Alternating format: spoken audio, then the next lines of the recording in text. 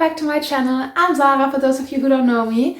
I hope you're doing well and welcome back to my mini-series Upcycling my summer wardrobe, in which I will be using stuff I already own and turn them hopefully into cute spring and summer pieces. It's that simple. No kidding, it's simple. This is the 4th episode, and if you haven't watched the previous ones, I will link them in the description box, so make sure to check those out. And today I will be again transforming an old white t-shirt and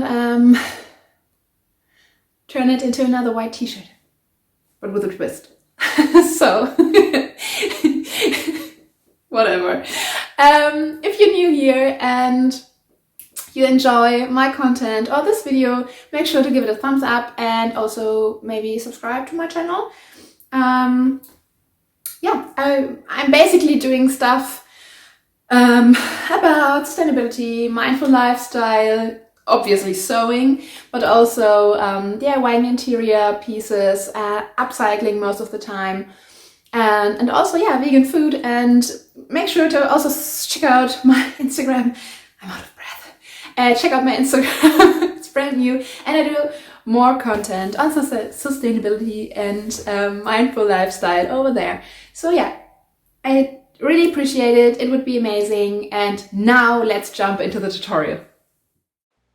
As usual, I started by taking my measurements, and first of all I took my measurements from the bottom of my shirt to see how cropped I want my shirt to be, and then I went in and took measurements from the sides of my shirt as well as from my sleeves to see how much I have to take it in to make it more snug. And then I took my fabric chalk and my measuring tape and marked all my lines where I have to cut my shirt or sew my shirt.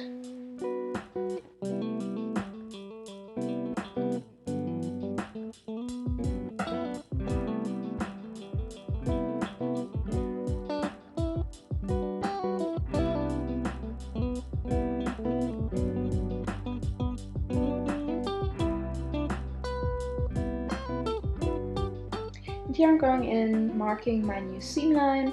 If you're a sewing pro, you of course don't have to do this. I just find it quite helpful to sew a beautiful new straight seam.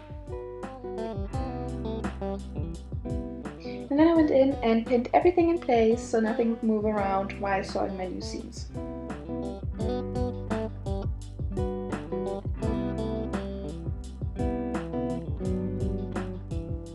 After that, I went in and cut off the bottom of my shirt, and please don't be confused by the V-neck you see here in the picture. I lost some footage and I had to recycle some of my old footage from my last project, so yeah, please ignore that. And here I'm just going in with my sewing machine and sewing a straight line with a zigzag stitch because t-shirt fabric is a stretchy fabric, so you want to use a zigzag stitch if you want to keep the stretchiness.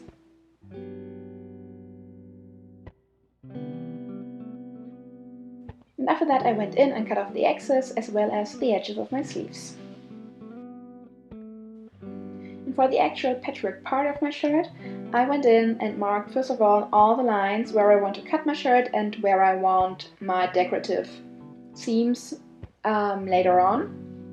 You don't have to do this. I mean, you can do whatever you like. It's a patchwork top, so you do you. This is just the way I did it.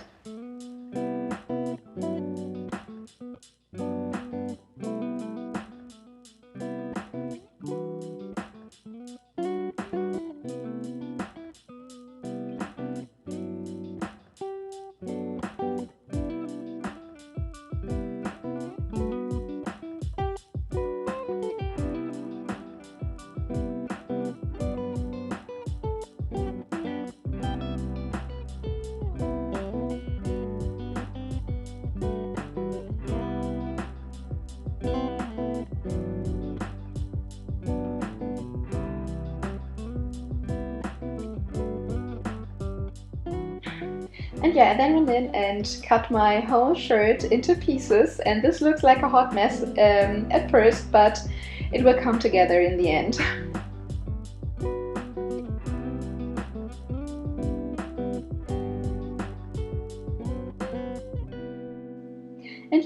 cut my back open, I pin it back together. So I pinned the cutting edges left or wrong sides facing so that the right or good sides are on the outside. And by the way, if you hear a cutting noise in the background, this is my sister. She's preparing dinner and is chopping cauliflower and sweet potato. And for my decorative seams, I decided to go for a dark denim thread because, yeah, I felt the 90s vibes. And since I don't have an overlock, I used a zigzag stitch on the highest width and the shortest length, and I also used a very high thread tension. And then I went in, and in total I went over every seam 3 times. So I was left with a very nice lettuce hem, and I think the result is quite impressive. I mean, it's not an overlock stitch, obviously, but I think it looks very nice. And yeah, I then went in and cut my front open and repeated the whole process. So as I said, it's quite time consuming. So watch a movie or listen to some good music, and yeah. In the end, I think it turned out super cute and I'm super happy with the result, so it's worth it.